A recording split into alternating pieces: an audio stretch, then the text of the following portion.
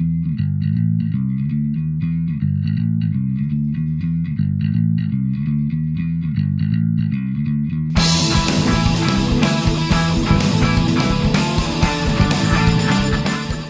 and welcome to Hobby Vlog number 102. Again, it's been an interesting week, fun week, a varied week. The Encounter Terrain 10x10 challenge started on Monday, so that's a new project which I'm having a lot of fun with, which you'll see progressing this week. And I've also been trying to do a few other bits and pieces as well around the kind of other projects I've got going on, including, thank you so much Sean, the picture he printed out arrived this week, so I'm going to be able to get back to the flying boat diorama. But I haven't actually done anything other than open and flatten that picture, but you'll see about that as well. The model railway has taken a bit of a back step this week. I've been painting up more figures, but taking a bit longer to do that than I expected, so there's not so much on that. But yeah, it's been a really fun week, and it's nice standing here Sunday morning and looking forward to showing you about it. So please let me know in the comments below what you think. I love reading them, I do reply to all of them, so yeah, don't be shy, do say hello, and I really hope you enjoy the video, and I'll see you again at the end. With the rest of the terrain coming on really well, really enjoying that. What I'm going to come to now is basing up of these killer pumpkins. So what I've done is I've mixed up some grout with sifted sand, PVA and water. And if you're not sure how to do that, there is a video, a very short video, unusually for me, in the description of every single one of my videos. You can go and find it. And I'm going to use that to do a first covering on the base, and I'll build up on top of this. Now the reason I want this is I want these to look like they're on mud, and this is a particularly effective way of doing mud. Now just neat grout won't work, but you do need to add some sand and some PVA and what have you to it. Otherwise it will just flake off of the base, trust me. Lots and lots of failures because of that. So yeah, I'm just going to come along very carefully and put this in all of the places I want it to be. And yeah, once this is done and when it's dried, what I'll do is I'll come along and I will put the flocking on the other scenic pieces.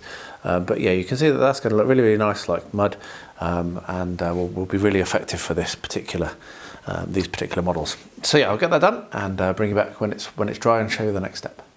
Now that the scenic stuff has dried, what I'm going to do is I'm going to come along with these bits of offcuts and what have you, and I'm going to glue them in place in various scattering positions, just with PVA, just to kind of extend this base a little bit, and I might break some up and scatter it over the top of the PVA, and then when that's dried, what I could do is I can come along with, or actually maybe even before it's dried I might do this, I might put some scatterings of gravel and sand, just to make it and I've got chopped up sprues, and just to make it look all rubbish. So what I will be doing is using a mix of neat PVA and water down PVA to both glue in place pieces like this, which you can see fits in really nicely there, and these bits on the edge, and then some watered down PVA with some sprue and stuff scattered over the top. So I'll probably put the camera on a little bit more out of my way and put some music on, and you can watch how I build this up. Hopefully this will end up looking quite good. It's a really different build this for me. I'm really enjoying the kind of thinking about things differently, and I really hope that it does end up looking nice. But either way, it's all waste stuff that was going to be binned, so what's the loss?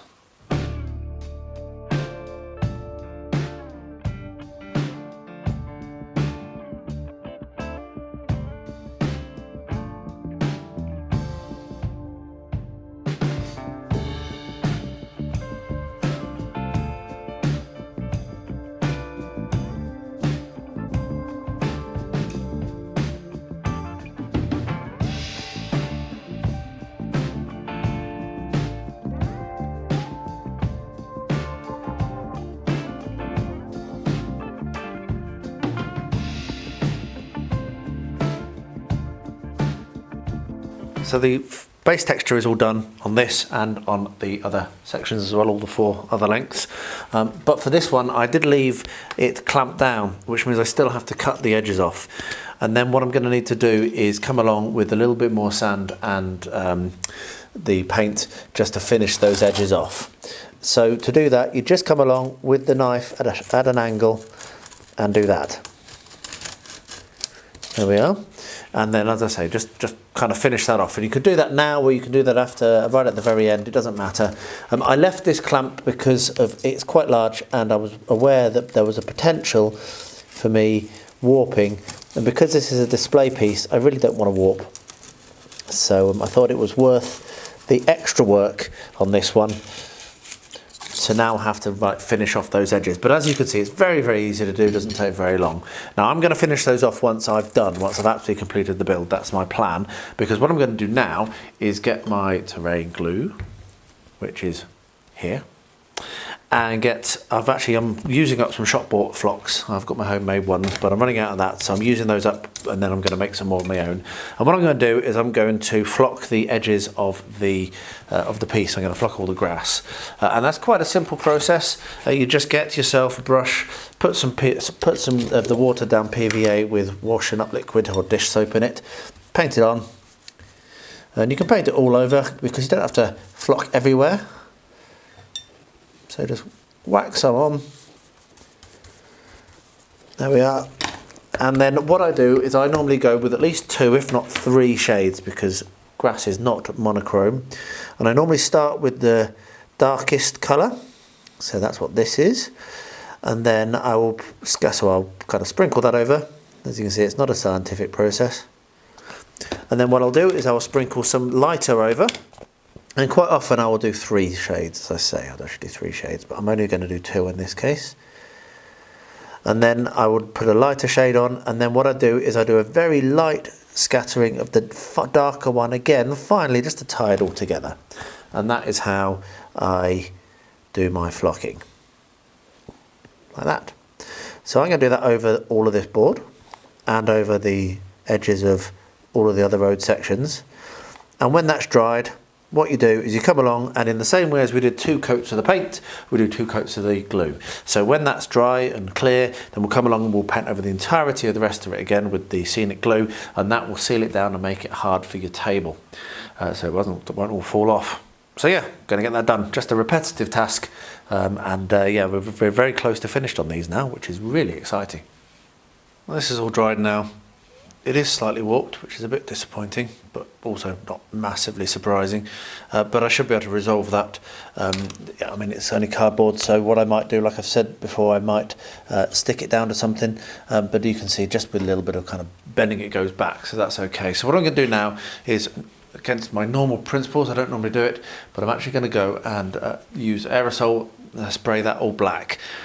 Because that's going to give me something that I can then work with. So I'm going to go do that, and then when that's dried, we'll come back and then we'll look at finishing this off, because this isn't far off where I want it to be. I'm pretty happy with how it's going so far. It's a really interesting look. And if we have a look at this, and Thaco from Thaco's Cave, Rod, thank you Rod, has said that he thinks this is something from an old radio or an old TV. So that's pretty cool. I found it in the school when I moved here, when I arrived, so that's pretty cool to know. So that's going to come in and be blasted in down at this angle here, so you'll see it's coming like that. And there might be some other bits and pieces I add on, but that certainly is the idea, and then maybe some smoke. But the first thing is going to go and paint this black, so let's get that done. So the new encounter terrain build. I'm going to be making use of my terrain tile systems, which is what's really inspired me here. I've had a really good fun build over the last year doing things for the encounter challenge, but I think I want to make actually playable terrain, and these are really, really good, and I have plans for using these for chain of command. And so what I'm going to do is 2 ideas. The first idea is, as I've said in the intro, is a street scene. So it'll be like a street cafe, so it'll probably be like a town square sort of idea, and we'll have some people sat around drinking coffee and playing cards. Potentially some of them might be have missing limbs and what have you, and that will be them resting between wars. The second idea will maybe take up 2 or 3 of these 10 by 10s, which is what this is, the 10 by 10 tile. Well, that's the starting item. And the printer is about to start whirring. It's going to be printing out the miniatures for the sitting, and also it's going to be printing out a bunch of tanks. And what I'm going to do is some tanks parked up, and I might do some like brewed up tanks or blown up tanks, and some that are being maintained or whatever. So those are my 2 ideas. Which I enter, I'm not sure, but the idea is to build up some terrain, because I really, really want to play Chain of Command, and I haven't yet. And if I do this, it might push me to do it. So yeah, and I'm also quite excited to get some use out of these. I've done stuff with them before, but not very much. So it's going to be good fun to to make use of the terrain tile system. I think it's fantastic, I just haven't got around to using it. So there we are. So printer's going to go. When I've got everything printed out, I'll come back and we'll start the build. So it'll probably take me a couple of days to get things printed, but after that hopefully it'll be a relatively quick build. But yeah, good to get started. Here we are then. The glue on the grass is still a little bit damp. I've put a very, very thick coat of PVA over the top of it, watered down PVA, and I've also sealed all the wood. But we are now at the time where we're going to start to place the figures on each of the pieces. So to do that, I'm going to use PVA again, and just put a blob of PVA on the bottom of the miniature that I'm going to put in place, and then set it in where I want it to go. And the reason I'm doing it with PVA is it's just going to mean it's a bit easier for me to move around, and if I want to move them in the future, it won't quite destroy the piece as much as if I did it with super glue. So yeah, so I'm going to do this for this piece and for all the other bits. Not quite finished yet, still working on the basing for the miniatures, and I have a little surprise one that I found a little 3D printed model that I thought would be perfect for this.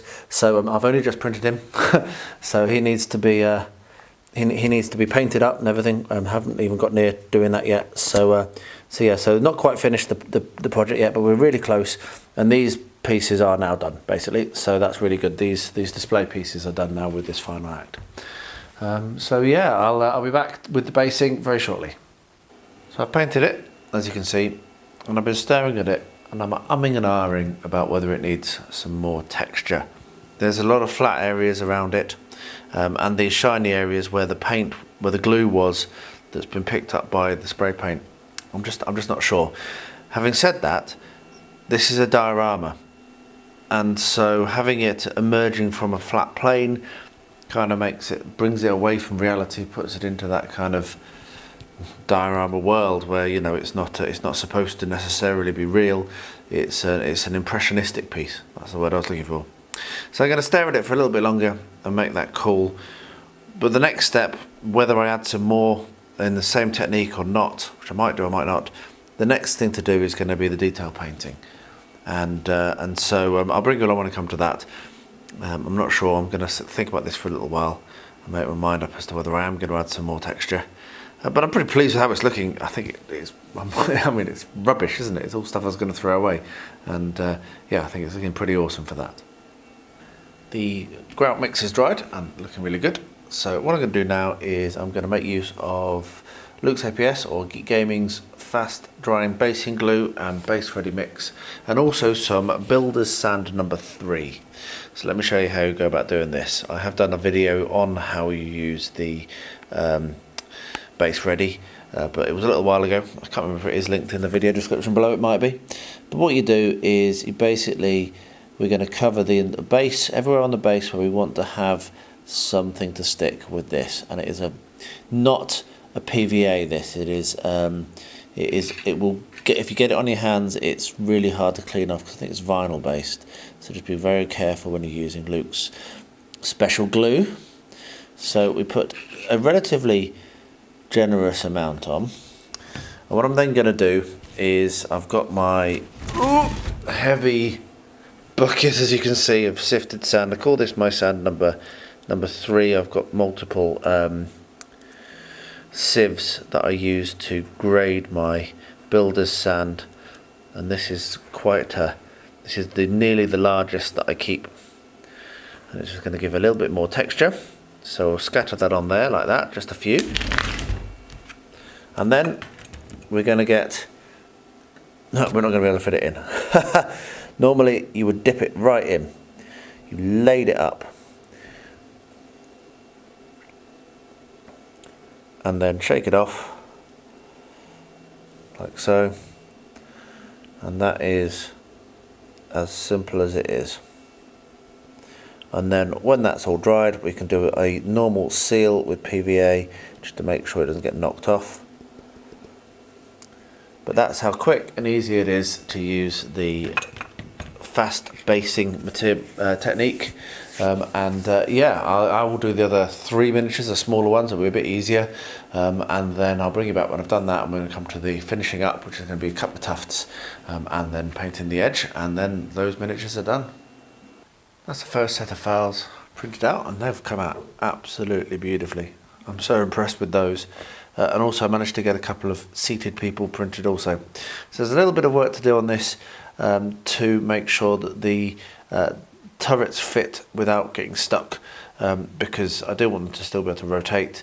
My thinking as I do this more and more is that I might even paint these up a bit and have them removable from the tank park, so that I can have an empty tank park, or have these actually used for maybe for water tanker or something like that, which would be quite cool, because they're really beautiful miniatures and they printed up really nicely. So what I'm going to do now is get that sanding down. If you're ever sanding anything like this, then you need to absolutely make sure that you wear a mask. And all I'll do for this is just get some sandpaper and just like rotate the turret that goes into the body in the sandpaper, just to kind of thin it down, because it expands a little bit when it's curing basically. And then I'm going to prime these and paint these up very basically, and get that done. So I'm about to do that now, and once I've got these primed and painted, I'll start to do the bases, I'll probably crack on with those while these are being painted. So yeah, it's nice to be making a start. Obviously this is a very short-term project, very quick, not very much time, so I've got to crack on, but that's what the benefit of this little challenge is. It encourages you to think and encourages you to build, and not just like stick things in the back burner. Right, final detailing going on now on the actual miniatures. I've got these pumpkins, and they were from a previous project which you will remember very well.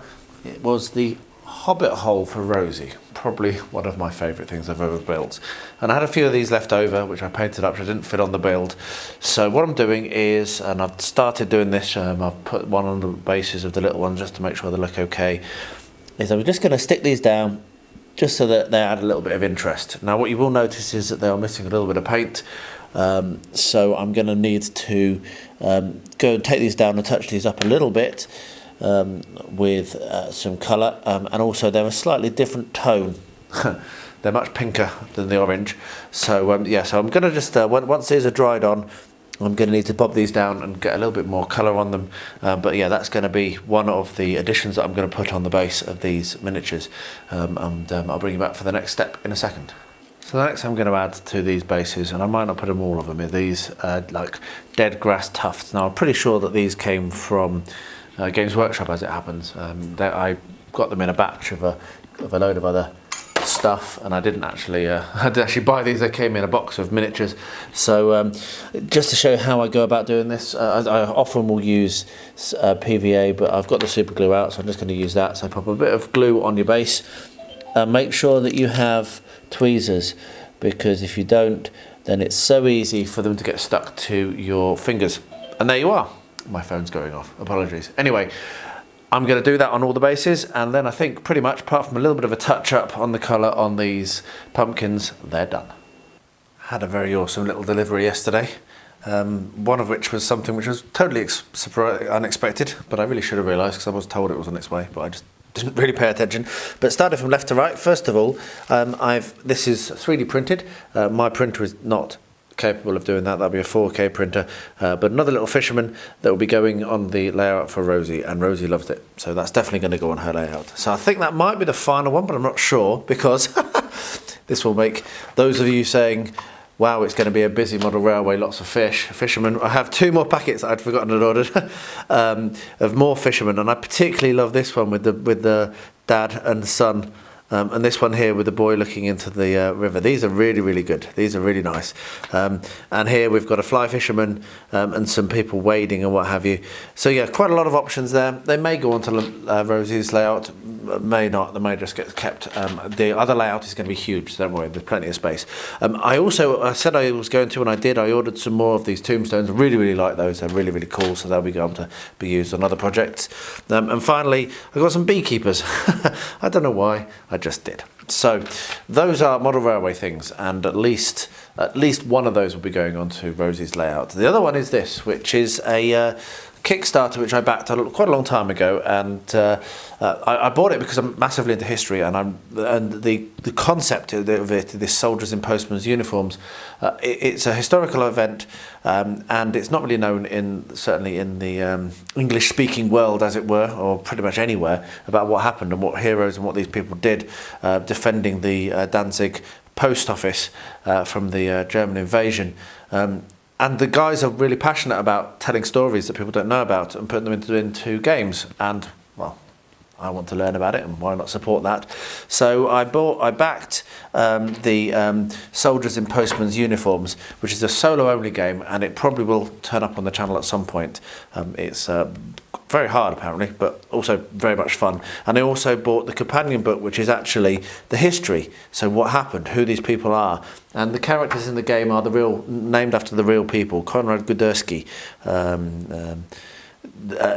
real people that really fought for their own freedom, which is just incredible. Really passionate about that, as you can probably hear. So I bought that, and they had 2 other games which are the same series but different stories. So first of all, Castle Itter, which I don't know much about, but I picked it up anyway because they're not very expensive either. And then there's a third one, and that's not come because it's been delayed by all these problems with China and printing and all that stuff. So at some point I'll have another surprise package with the third part in this series, Stan Versen Games. So anyway, bit nattery about that, but pretty excited to have received it. Not sure when I'll get time to look at it, but yeah, pretty cool. They look like really good fun games, and I'll probably get one set up at some point soon and try and give a game, and I'll give a bit of a review on it as well. So yeah, it was a nice little postman calling. Stuff for Rosie and a new game. Can't be a bad day. I've thought about this quite a lot, and I've decided that I'm not going to add any more texture. I'm actually going to leave it how it is. What I am going to do is make use of these 4 colours and maybe some more to put some colour on it. Now, I'm not going to film that because I really don't know how I'm going to do it, so I just want to kind of go at it over maybe 2 or 3 days even, just a bit at a time. But I'll bring you back when it's done. The idea is to really make it pop. I don't want it to be too black and dank and dark. I want it to be quite potentially quite black and dark in the middle, but I want it to be trending towards colour towards the edges, and then with colour around the edges. And I might even go and paint this with like a green or something, and maybe draw some roads on it. I want to start giving a sense of scale, because this is a huge area. These are office blocks that have been, disintegrated, and this isn't. So there might be a road coming in here, and there might be a road along here or something, and that will start to give the sense of scale. So anyway, that's the idea I've got. So I've got these 4 colours which I've picked out now. I'm going to sit down for a bit, watch some YouTube videos, and paint this up a bit. And like I say, when it's finished, when it's done, or if I've got anything to explain, then I'll bring you back. But it might be that I just the next time you see this, it's pretty much done, and I'm ready to start gluing in my projectile, which is going to go in here. Really enjoying this. Such a different kind of project to what I've done before. So thanks to Halot, I think, is it Halot? I'll go Halot, whatever how you pronounce, and Joe from Encounter Terrain for coming up with the contest, which sparked me to actually pull this, which I'd saved anyway, and get it done sooner rather than later. It might have just sat on the side for months and then been binned when I forgot what I was going to do with it. So it's really nice to have actually got some progress. But I'm going to think about this base for the offering to the goddess. A suggestion on the vlog last week was to do it with like a marble base. Now, I've thought about that quite a lot, and I've decided against it because I just don't think it fits in with the aesthetic I'm looking for. But I will try to do something marble soon, because I really need to get back to practicing how to paint marble. But I've decided against that for now. What I'm going to use is air dry clay and my Egyptian roller, which I've not used before, and I'm going to try and use it in a different way than I've tried before as well. So the Egyptian roller is interesting in that on one side it's got all like kind of like hieroglyphics and writing, and then here it's got carvings, which is a bit frustrating because it'd be nice to be able to just go bah, bah, bah, bah, bah, and get a whole roll of carvings, or better, and have a whole roll of the writing, and maybe have the writing aligned so that when you roll out a length of it.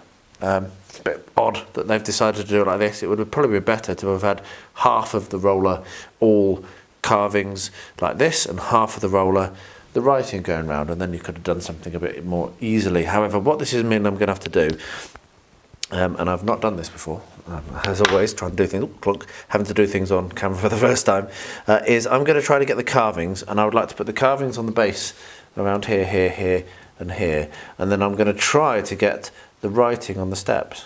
Now let's see if that works. So the way that I'm going to have to do this is roll it in,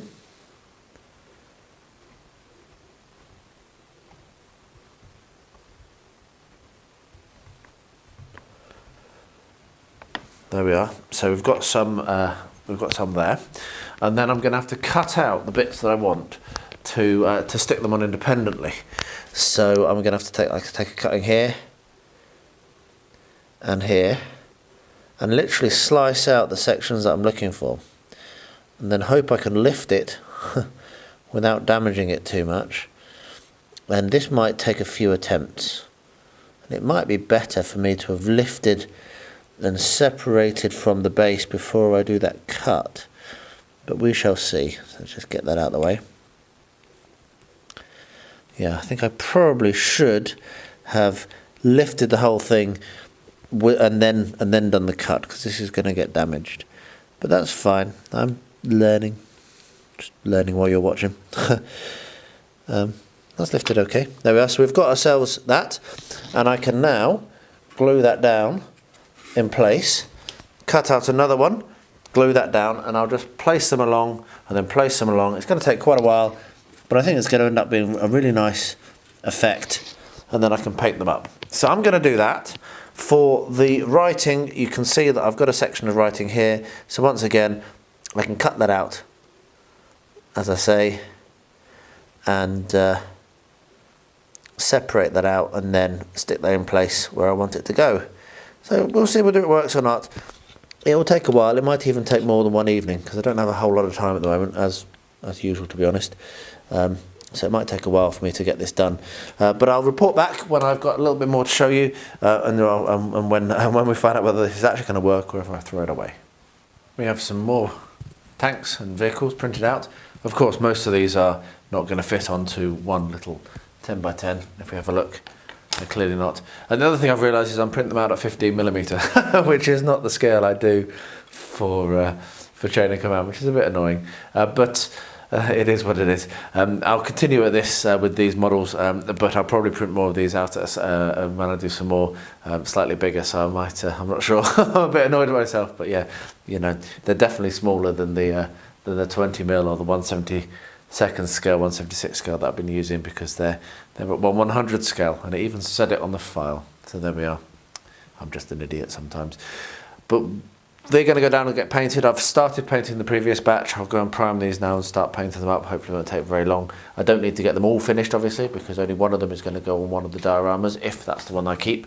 Because I'm thinking more and more that I'm going to go for the cafe scene first. So what I'm going to do now is I'm going to do a facade for a cafe, because what I'm thinking is that I can have some of these as a little street that can go that can be designed to go at the back of the board, so it will be like a low relief building. If you're in model railways, you'll know that. So I'm going to do like a low relief building that's going to be at the back, and then I will do a cobblestone courtyard with a little wall around it, and that'll be where they'll be sitting. I do have a picture actually which inspired this, and if I can remember to find it, and if I can find it, which isn't a promise, because I have many tens of thousands of pictures, I'll put it on the screen. Basically, I was in a town near here, and we were watching a group of people, a group of men playing checkers, I think they were playing, I can't remember, but they're playing a board game, and it was just lovely to watch them, and it was a lovely town. We nearly moved there, but decided to didn't end up buying near there, but we still like to go to that town.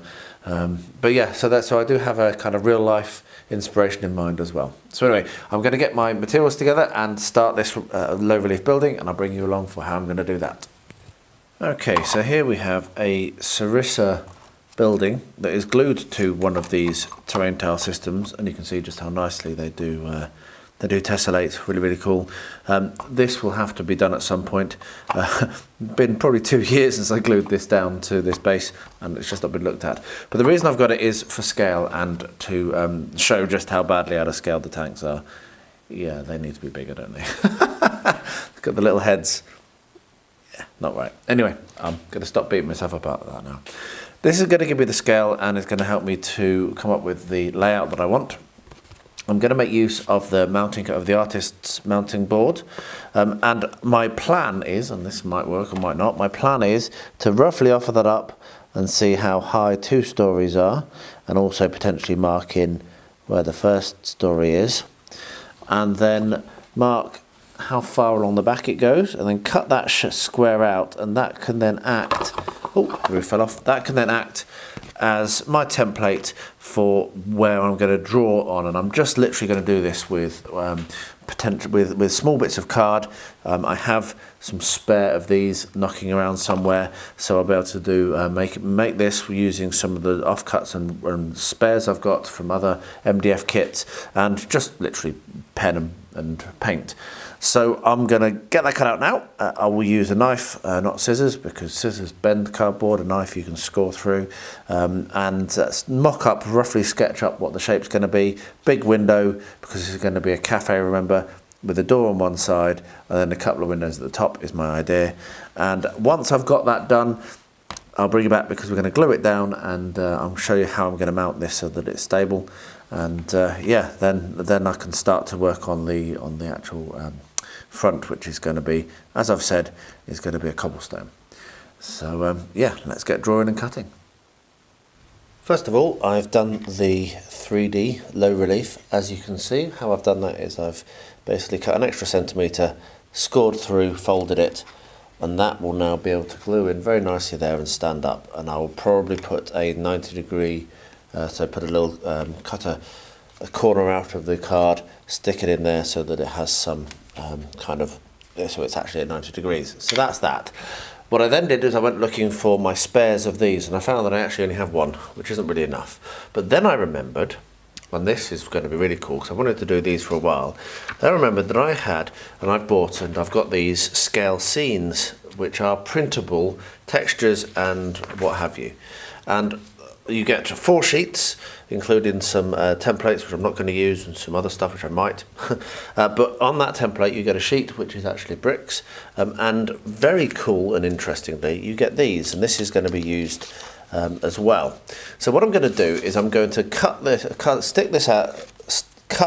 and stick this over my template after I've done my 90 degrees, like I say. So I'll have that absolutely 90 degrees, and then I will stick over the whole of it like that, so it covers over this little kind of like cut mark. And then I'm going to make use of probably this shape, which is going to go above the, or maybe this one, which will go above the big window that I want to do. So I'll cut that out, stick that to some more of the card, and then glue that to the front of this shape, and we'll have a nice kind of like opening. And I will then probably make use of just draw a door on there, and maybe cut the windows out as well, and put a picture behind or something like that. So I want to have a big window at the front, 2 small ones at the top, and I can make use of these little kind of like shapes to do that. So I'll get that done. I'll bring you along when it's finished, I'll show you what it looks like, and tell you anything I've learned. But I'm very pleased to have remembered I've got this. I think it's going to be a nice little new technique, something I've not done very much of. So yeah, let's see how it goes. I had another mail call, but this was actually specifically for a project. I'm very excited about this. This has come from Sean, from Sean's Bits Box, and if you don't follow him and watch his videos, you absolutely should. They're wonderful. I got him to print out the backdrop for the Dino Rider, for the Dinosaur ship, which I'm doing, and it's arrived, packed very well, completely unopened so far. So what I'm going to do is get this open, and then we'll have a look and see what it is. I think I'm going to have to flatten it for a bit before I can use it, but yeah, let's get this open first and see what it looks like, and be very, very excited about it together. So here we are, some business cards, SeanConnolly.com, very nicely packed. I do want to say, Sean, I really like the use of gaffer tape. That's my kind of packing. Ex-sound engineer here, everything can be done with gaffer tape.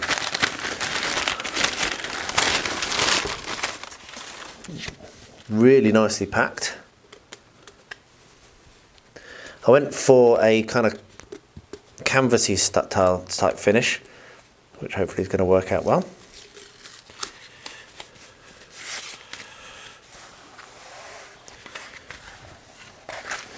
There we are. And a note. Hey Beard, I noticed in your episode that the print had more blue in it, so I've done you a second one where I've bumped the blue a notch. I hope they suit the purposes, but if there are any problems, let me know and I will get another to you. All the best, Sean. What a lovely note. Thank you very much.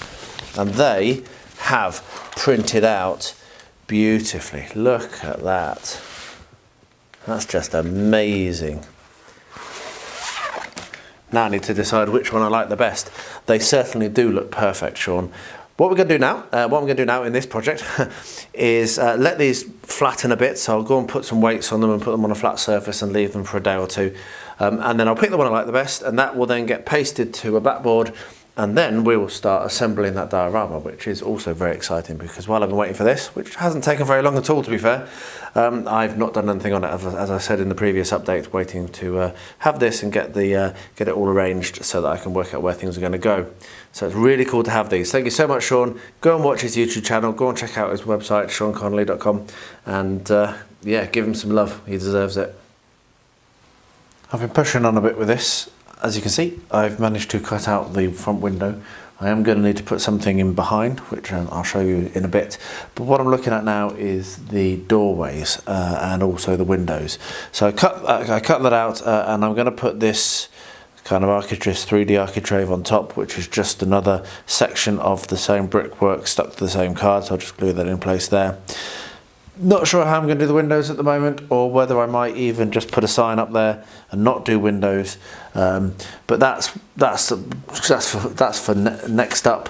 What I am going to do is make use of the doorways that are also on another sheet. I'm using a lot of scale seams for this build, and I think I'm just going to get one of these single green doors and stick that on just over here. So you'll have the bay window there and a doorway into the restaurant here. And maybe I'll have a sign above there, and I think that might leave it like that. I've also been printing out some more miniatures. I've nearly got everything I need for the scene in front. So once I've stuck that on and stuck the door on and worked out how I'm going to do the behind, which I have got some ideas, but yeah, I'll see. Then I will stick it all onto this base and then start building up the rest of the terrain. So I need to put the cobblestones down and what have you. So my idea with the inside of the building is I'm going to put something across the back here. So as you see, I've got two 90-degree supports there. I might put another couple in there. And then I'm going to print something out and have it so that it kind of has a little bit of 3D in it. So when you look, you can see kind of past here and past there. It's going to be a bit close. It's not going to be perfect, but it'll be better than nothing. And I think it'll be quite a nice little experiment. I'm learning so much doing this. I've made mistakes. I can tell you one now. I shouldn't have done it like this. I should have planned more what my face shield was going to be like, prepared the back without having stuck the bricks on, and then done everything like properly. But you live and learn, and so this is where I'm at. The other thing is I had this fixed idea of having these fascias, and now I'm thinking I should actually have put a bit of an awning, but we're not going to have an awning. That's just how it is. So what I'm going to do is glue that on. I'm going to then work out my scene behind, print that out and glue that on, and I'm going to cut out and glue on the door now. And I'll come back for the next stage, which is going to be drawing on where this fascia is going to be, and then starting to work actually on the cobblestones, because I'm going to do that before I stick this in place. So yeah, good progress, pretty pleased. Mistakes being made. Mistakes are always made. I always make mistakes. Everyone makes mistakes. Okay, the cafe is looking really nice, and I've printed out a sign: Rosie's Cafe and Bakery. There we are. So I'm going to stick that on. Just found that on the internet. What I'm going to do now is roll out some air dry clay on my little chopping board here, and use the 15mm cobblestone for the texture, and then stick that down to my tile. So I have one of Green Stuff World's mega plane rollers. Great sound it makes when it comes out of the roller. So what you do is you pretend you're a baker. Whenever I do this, I always think, oh, I could never be a baker. But I'm now doing something for a cafe, so that's kind of on topic, isn't it? So you make it thin. I don't add anything to air dry clay. I don't put PVA in it or anything like people say. You don't need to. Certainly, if you're experiencing air dry clay cracking, the reason is it's not thin enough. You're doing it too thick, so it's not drying evenly, and therefore it cracks. If you do it at nice and thin like that, then it will not crack. So once you've got yourself a happy kind of quantity, and that'll be about right because it will extend a little bit further even more. Then you come along and you press down evenly and firmly across the whole thing. And again, I'm doing this with no guide on the roller deliberately because I want it to be thin. Maybe if you're using green stuff, you can get away without. You can get away with thicker, but certainly I would always say you want to be quite thin with air dry clay. And then very carefully lift it, and then you can put it on top of your piece, and as you can see we've got enough. We've got a nice bit of overlap as well.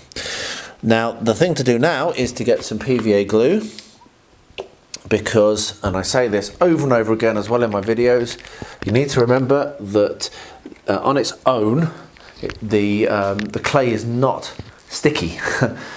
It will basically fall off. It will dry on that and then won't adhere. So get yourself some PVA glue.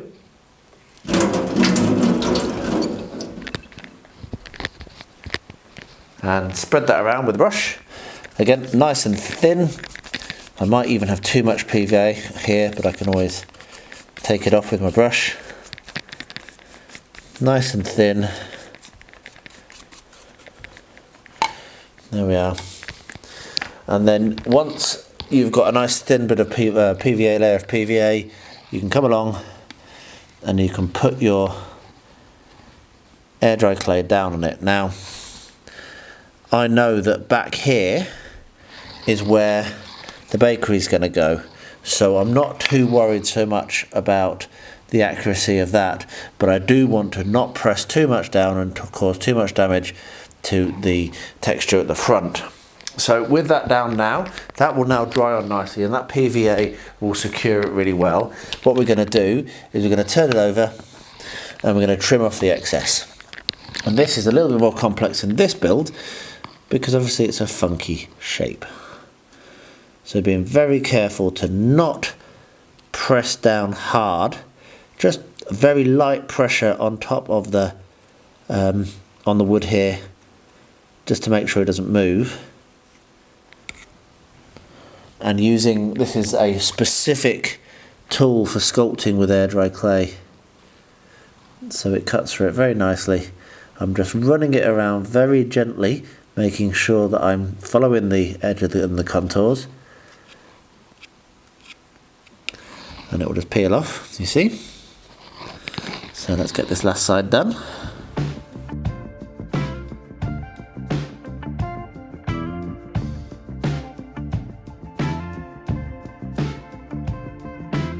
And there we have it. Pretty happy with that. Now I might need to come along and touch up the edges a little bit, just so that it retains its ability to be tessellated. But you can do that now really nicely, just coming along with the tool. Most places it's pretty good. Got places a bit ragged, just tidy those up. Make sure it's not too hanging over the edge. And then we'll let that dry. That will go off overnight, and then I can come back tomorrow and start painting it. So there we are. That was an in-depth view of how I'm going to go about doing or how I go about doing my air dry clay. I see a lot of different comments and people going, "Oh, you add this and you do that and do the other." If you keep your air dry clay thin, very, very thin, and you're very careful with it like that, you will not have cracking. So I'll bring you back when that's gone off, and we'll get to the next stage. But for now, I'm going to glue on Rosie's Cafe and Bakery sign, and I'm still working out how I'm going to do the inside of the cafe. And also, actually, let me just bring these over. I have here is a chair and two of the patrons. They've just been PVA'd down to tongue depressors, so I can paint them this evening. Here is the chairs, and here are the tables. So this is the furniture which is going to go on the square in front. So they're printed out. They've done really nicely. I've got two people here, three people here to sit on chairs. I've got Rosie the waitress. I've tried to print out a girl, but they printed really well apart from one of the supports went wrong, so I'm hoping I might be able to save her. And then a couple of chairs, a couple of tables and 8 chairs. So there'll be a really nice looking little layout in front of Rosie's Bakery. So these will be being painted, starting painting tonight. So there we are. onwards. I didn't realise quite how much this week has been about challenges until I did that. I think there's about 3 or 4 in there, but they've all been fun. Yeah, it's always nice to be involved in a larger and wider community of builders who are working towards the same kind of like theme. It's really fun. It really inspires me. But of course, that's not all I'm doing, and getting the model railway done has been a big push for me in the last few weeks. And so after this outro, there's a little bit of a surprise, a little bit of a bonus footage of when Rosie and I were playing with the model railway earlier this week, because while I may not have actually put much more onto it, we have been using it, and she is absolutely loving it. And well, yeah, that means so much to me, and it's so awesome and inspiring. And I just wanted to share this little bit of footage as we were chasing the train around the track. I've learned a lot. There'll be lots more model railway stuff to come on this channel, and a lot more of my learning will be on this channel, so hopefully you'll enjoy that. So anyway, if you've made it this far, I really do appreciate it. Thank you so much for sticking through the video and for reaching the end. Do leave a comment below. I do reply to them all, as I say. I do love to read them, and they really inspire me, and it means a lot that you're watching this video, so it really does mean a lot to me. So I will wrap up as I always do. Don't forget to hang around. There is a little bit more after this. But for now, please do stay healthy, stay safe, and stay well. Should we follow it? Yeah. And round again. And round again, through the tunnel, past where the station will go, round the back. Goes around behind the fire station. Oh, it's dirty track. He's stopped for a cup of tea there, look. That's where he has his cups of tea. So the driver has stopped for his cup of tea. Do you like it, Roo? Yes. Yes.